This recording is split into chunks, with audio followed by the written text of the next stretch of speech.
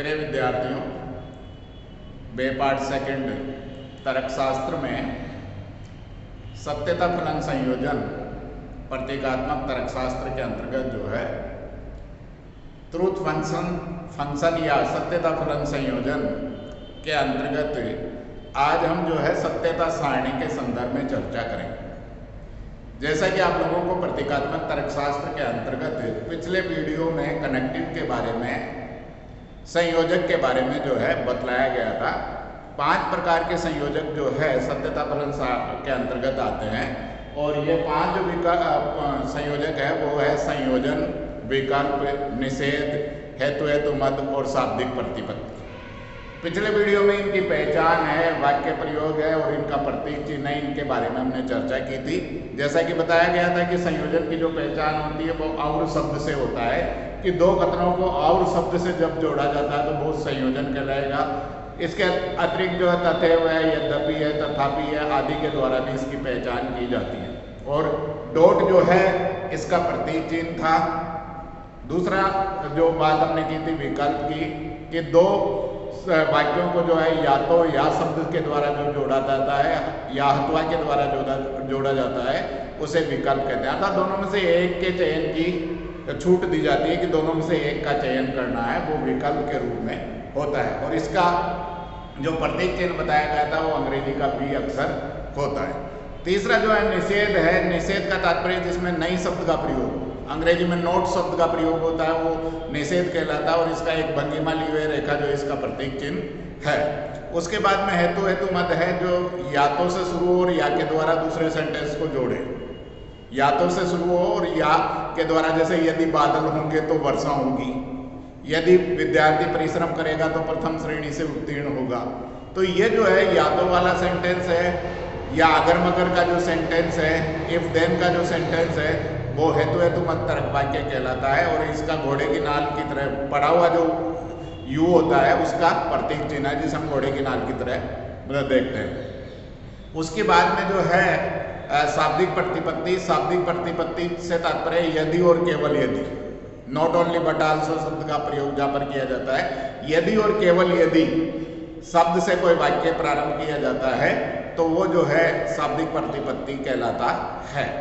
और उसका चिन्ह जो दिया गया था, प्रतीक चिन्ह जो दिया गया था वो 3 सीधी रेखाएं जिसे हम त्रिपुंड के नाम से जानते हैं, ये इसका प्रतीक चिन्ह है।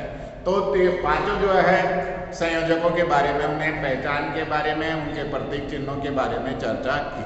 अब हम बात करेंगे सत्यता सारणी का मापदंड, अर्थात उसका वैल्यू जो है, सत्यता मूल्य क्या है, उसके बारे में हम मालूम करेंगे कि संयोजन में सत्यता मूल्य क्या होता है, विकल्प में सत्यता मूल्य क्या होता है, निषेध का सत्यता मूल्य क्या होगा, हेतु मद में क्या होगा और शाब्दिक प्रतिपत्ति में क्या होगा, इसका मापदंड हम देखेंगे।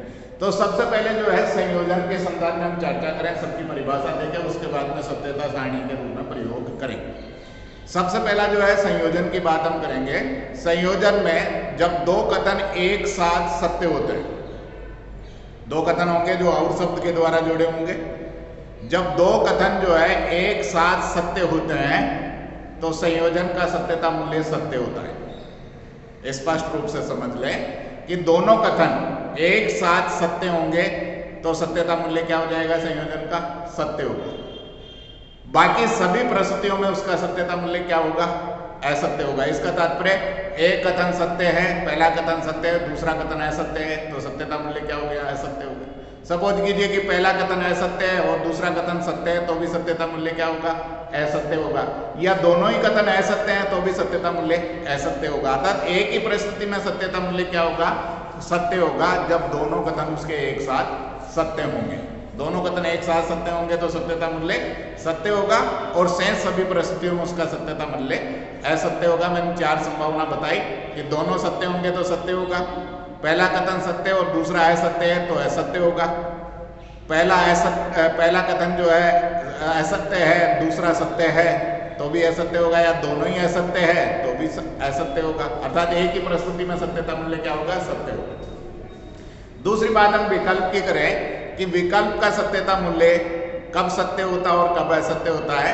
विकल्प में सत्यता मूल्य केवल एक ही परिस्थिति में असत्य होता है। संयोजन में तो हमने कहा था कि एक परिस्थिति में ही सत्य होता है, इसमें विकल्प इसका उल्टा देखने को मिल रहा है कि विकल्प में केवल एक ही परिस्थिति में सत्यता मूल्य असत्य होगा। कब होगा? जब उसके दोनों ही कथन एक साथ असत्य होंगे। जब उसके दोनों ही कथन एक साथ असत्य होंगे तो सत्यता मूल्य क्या हो जाएगा? असत्य होगा। बाकी सभी परिस्थितियों में उसका सत्यता मूल्य क्या हो जाएगा? सत्य होगा। इसका तात्पर्य दोनों कथन सत्य हैं तो सत्यता मूल्य सत्य है।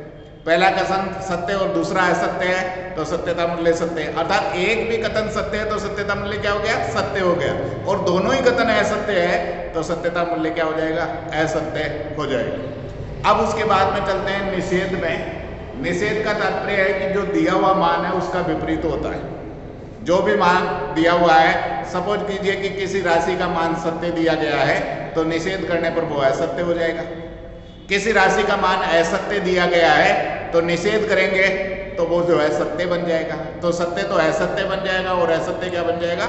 सत्य हो जाएगा। अर्थात दिया हुआ मान का उल्टा मान रखना पड़ेगा। एक सत्य है तो दूसरा असत्य हो गया, पहला असत्य है तो दूसरा क्या हो जाएगा? सत्य हो जाएगा। तो निषेध के अंतर्गत दिए हुए मान का विपरीत मान रखा जाता है। उसके बाद में चौथा जो विकल्प है हेतु हेतु मध्य या इम्प्लीकेशन सेंटेंस की बात हम करेंगे। तो हेतु हेतु मध्य में क्या होता है कि यदि पहला कथन सत्य और दूसरा कथन असत्य, पहला कथन सत्य और दूसरा कथन क्या है? असत्य, तो सत्यता मूल्य असत्य होता है। बाकी सभी परिस्थितियों में सत्यता मूल्य क्या होगा? सत्य होगा। पहला कथन जो है एंटीसीडेंट पार्ट जो है पूर्वांग भाग यदि सत्य और उत्तरार्ध भाग यदि असत्य हो तो हेतु हेतु मध्य में सत्यता मूल्य असत्य होगा। बाकी सभी परिस्थितियों में उसका सत्यता मूल्य क्या होगा? सत्य होगा। अर्थात दोनों कथन सत्य होंगे तो भी सत्यता मूल्य सत्य होगा। पहला कथन असत्य और दूसरा कथन सत्य होगा तो भी सत्यता मूल्य क्या होगा? सत्य होगा। या दोनों ही कथन असत्य है तो भी सत्यता मूल्य क्या होगा? सत्य ही होगा। केवल एक ही परिस्थिति में हेतु हेतु मत्तरक वाक्य में सत्यता मूल्य असत्य होगा। जब पूर्वांग भाग सत्य और उत्तरांग भाग असत्य होगा तब हेतु हेतु मध्य में असत्य होगा। बाकी सभी परिस्थितियों में सत्य होगा। उसके बाद में हम चलते हैं शाब्दिक प्रतिपत्ति में। शाब्दिक प्रतिपत्ति में क्या होता है? यदि और केवल यदि की बात कर रहे हैं तो यहाँ शाब्दिक प्रतिपत्ति के अंतर्गत सत्यता मूल्य कैसे सत्य और असत्य होता है? दोनों कथनों का समान मूल्य होने पर, दोनों कथनों का समान मूल्य होने पर सत्यता मूल्य सत्य होता है और असमान होने पर सत्यता मूल्य असत्य होता है। समान से तात्पर्य दोनों सत्य होंगे तो भी सत्य होगा, दोनों असत्य होंगे तो भी सत्यता मूल्य क्या होगा? सत्य। असमान परिस्थिति की एक सत्य और दूसरा असत्य है, पहला असत्य और दूसरा सत्य है तो असमान परिस्थिति होगी तो सत्यता मूल्य असत्य हो जाएगा। और समान परिस्थिति होगी चाहे दोनों सत्य हो चाहे दोनों असत्य, तो ऐसी स्थिति में क्या होगा? सत्यता मूल्य सत्य होगा। तो ये जो स्थिति हम प्राय देख रहे हैं कि सत्यता मूल्य सत्य और असत्य चारों वाक्यों के पांचों जो है संयोजनों के संदर्भ में हमने देखा। संयोजक के संदर्भ में कि संयोजन कब सत्य होता है, विकल्प कब सत्य होता है, निषेध में किस प्रकार सत्यता मूल्य रखा जाएगा, हेतु हेतु मध्य का सत्यता मूल्य किस प्रकार रखा जाता है और शाब्दिक प्रतिपत्ति के अंतर्गत। तो अब हम सत्यता सारणी का प्रयोग करेंगे और उसके द्वारा हम देखेंगे कि सत्यता मूल्य किस प्रकार से रखा जाता है। उसके लिए देखिए, जैसे हमारे पास में दो विकल्प है, जैसे दो राशियां हैं राम और रू, इन दोनों को हम सिंबल में ले लेंगे ये और रे के रूप में देखेंगे। और हम किसका सारणी बना रहे हैं? संयोजन की सारणी बना रहे हैं। संयोजन की सारणी बनाएंगे तो ये और रे है, इन दोनों का करेंगे ये कंजंक्ट है। ये कंजंक्ट जो है, जो डॉट है, ये संयोजन का निशान है। अब ये देखिए कि दो जो है राशियां हमारे पास में, दो वेरिएबल है, दो वेरिएबल की पॉसिबिलिटी कितनी हो, प्रोबेबिलिटी कितनी होगी सत्य और असत्य के संदर्भ में, इसकी हम देखेंगे। तो देखिए, एक तो ये स्थिति के दोनों ही सत्य हो सकते हैं, दूसरी स्थिति एक सत्य और दूसरा असत्य हो सकता है, तीसरी एक असत्य और दूसरा सत्य हो सकता है, और चौथी पॉसिबिलिटी की दोनों ही असत्य हो सकते हैं। तो ये पंक्तियां बनाना, ये दो राशियां हैं तो हमारी चार पंक्तियां बनेगी। और मान किस प्रकार से रखा जाएगा? तो पंक्तियां निकालने का सूत्र सबसे पहले हम समझ लें कि राशियों की पंक्तियां कैसे निकालेंगे, पंक्तियों की संख्या निकालने का जो सूत्र है वो सूत्र कैसा है, 2 घात n, 2 घात n। तो n का तात्पर्य क्या है, नंबर ऑफ वेरिएबल्स। तो जितनी राशियां होगी उसको हम 2 के ऊपर घात के रूप में रख देंगे। फॉर एग्जाम्पल के लिए जैसे हमारे पास में एक ही राशि है, एक ही है, जैसे ये ही हमारे पास में राम ही है, तो ये है तो 2 घात 1 रखेंगे। तो 2 घात 1 रखेंगे तो 2 × 1 बराबर क्या हो गया, 2 पंक्तियां बनेगी, 2 पंक्ति बनेगी। यदि हमारे पास में ये और रे है तो कितनी बनेगी, 2 का स्क्वायर कर देंगे, 2 का स्क्वायर कर देंगे तो कितना बनेगा, 2 × 2 = 4। यदि हमारे पास में ये 3 है तो 2 का घात 3 रख देंगे तो कितनी बन जाएगी, 2 × 2 × 2 = 4, 8। 2 दूना 4, 4 दूना 8, 8 पंक्तियां बन गई। तो ये जो है पंक्ति निकालने का सूत्र है 2 घात n के रूप में। जितनी भी राशियां होती है उसकी निकालते चलेंगे। जैसे 4 होगी तो 4 बना देंगे, 2 × 2 × 2 × 2, तो 2 दूना 4, 4 दूना 8, 8 दूना 16, 5 होगी तो 32 हो जाएगी, 6 होगी तो 64 हो जाएगी, इस तरह बढ़ती रहेगी। अब देखिए ये तो रख दी हमने पंक्तियां, संख्या निकाल ली, 2 है तो कितनी बन जाएगी, 4 बन जाएगी, 1 होगी तो 2 ही बनेगी। अब इनका मान रखने का सूत्र कि पहला स्तंभ होता है उसमें टोटल पंक्तियों का आधा सत्य होता है और आधा असत्य होता है। दूसरा जो स्तंभ होता है उसका आधा हो जाएगा, कि जैसे सपोज कीजिए कि 4 पंक्तियां तो 2 सत्य और 2 असत्य पहली लाइन में आ गया। अब दूसरा जो स्तंभ है उसमें क्या हो जाएगा, उसका आधा हो जाएगा, तो 2 की बजाय 1 सत्य और 1 असत्य, 1 सत्य और 1 असत्य, 4 तक चलेगा। तो इस प्रकार से हम देखेंगे। तो इसके अंतर्गत आप देखिए कि सबसे पहले हम संयोजन को कर रहे हैं। तो संयोजन के अंतर्गत हमारे पास 2 राशियां ये और है, ये कंजक्ट है, ये सारणी बनाएंगे। तो सब 2 4 पंक्तियां तो 2 सत्य होंगे और 2 असत्य। पहले स्तंभ में ये 2 सत्य और 2 असत्य। दूसरे में इसका आधा हो जाएगा तो 1 सत्य 1 असत्य, ये सत्य असत्य। अब यह कंजक्शन रेखा मूल्य मालूम करेंगे, दोनों का संयुक्त मूल्य, संयोजन का मूल्य निकालेंगे। संयोजन कब सत्य होता है, मैंने आप लोगों को पहले बताया था मापदंड के अंतर्गत कि दोनों कथन एक साथ सत्य होंगे तो सत्य होगा, बाकी सभी परिस्थितियों में असत्य होगा। ये दोनों कथन देखिए सत्य है तो ये सत्य हो गया। अब दोनों कथन यहाँ सत्य नहीं है, यहाँ भी दोनों सत्य नहीं है, यहाँ भी दोनों सत्य नहीं है, तो दोनों कथन यदि सत्य नहीं है तो बाकी सभी परिस्थितियों में क्या हो जाएगा, असत्य हो जाएगा, ये असत्य हो। तो ये हम जो है संयोजन की सारणी हमने बनाई। उसके बाद में हम जो है विकल्प की बनाएंगे। विकल्प की बनाएंगे तो ये देखिए विकल्प की बना लीजिए, ये विकल्प हो गया। विकल्प में क्या है, ये सत्य है, ये सत्य है, ये असत्य, ये असत्य, ये सत्य है, ये असत्य, सत्य और असत्य। विकल्प में क्या कहा गया था कि दोनों असत्य होंगे तो असत्य होगा, बाकी सभी परिस्थितियों में सत्य।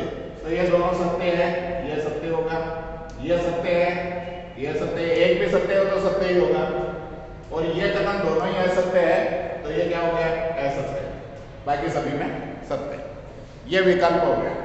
उसके बाद में आप जो है निषेध के संदर्भ में हम देखें। निषेध का देखिए जैसे यह है और निषेध ये है, यह का निषेध कर दिया तो एक ही राशि है तो कितनी बनेगी, 2 घात 1 तो 1 पर 2 पंक्ति बनेगी, तो 2 का आधा क्या हो गया, 1 सत्य और 1 असत्य। अब निषेध करेंगे तो सत्य में किस में बदल जाएगा, असत्य में बदल जाएगा, और असत्य किस में बदल जाएगा, सत्य में बदल जाएगा। उसके बाद में जो है आप यहाँ पर जो है हेतु मत के संदर्भ में देखें।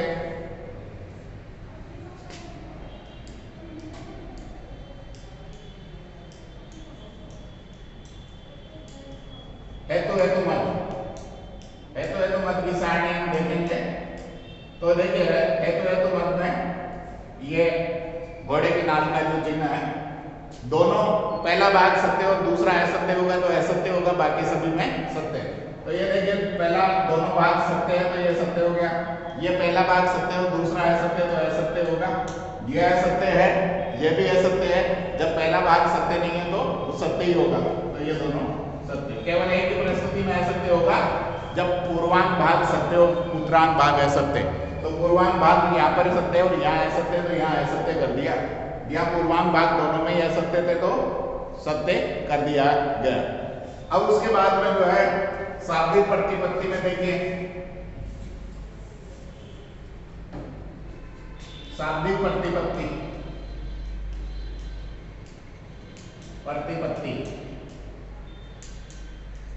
शाब्दिक प्रतिपत्ति में यह त्रिपुंड का निशान। मैंने कहा था कि दोनों समान परिस्थिति होगी तो सत्य होगा, असमान परिस्थिति में असत्य होगा। तो ये देखिए दोनों सत्य है तो सत्य, असमान परिस्थिति है तो असत्य, ये असत्य और ये दोनों असत्य है तो सत्य। तो ये सत्यता सारणी निकालने का मापदंड है कि संयोजन में दोनों कथन एक साथ सत्य होंगे तो सत्यता मूल्य सत्य होगा, शेष सभी परिस्थितियों में असत्य होगा। विकल्प में दोनों कथन एक साथ असत्य होंगे तो सत्यता मूल्य असत्य होगा, बाकी सभी परिस्थितियों में सत्य होगा। निषेध में दिए हुए मान का उल्टा होगा, मान यदि सत्य दिया तो असत्य हो जाएगा, असत्य दिया तो सत्य हो जाएगा। हेतु मत में पूर्वांग भाग सत्य है, उत्तरांग भाग असत्य है तो सत्यता मूल्य असत्य होगा, बाकी सभी परिस्थितियों में सत्य होगा।